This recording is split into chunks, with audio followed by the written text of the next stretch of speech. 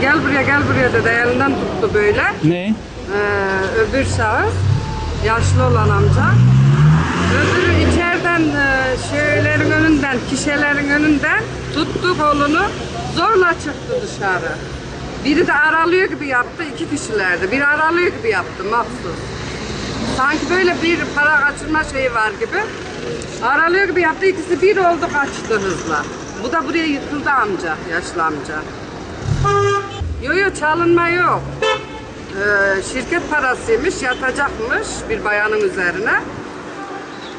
O iki genç olan kişi parayı alıp kaçtılar, yatırmadılar. Ne kadar? 150. 150 bin TL. 150. Öyle.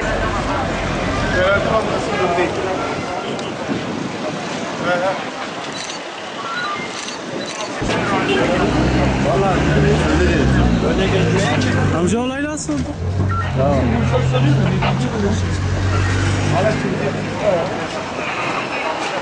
Ben ararım seni. Tamam. Gel hemşerim gel. Ha buraya gel buraya. Ha? Geç. Kaçan iki şahıs daha önce üstüne ve teşkali verilen şahıslar doğru mu? Hadi. Bu bölgede bu kişiler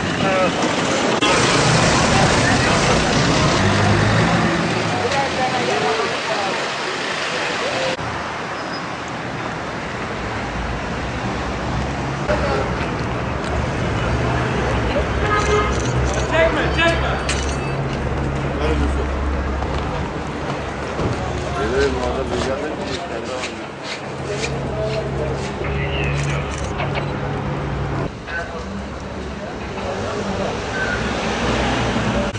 Ne var da çekil? He?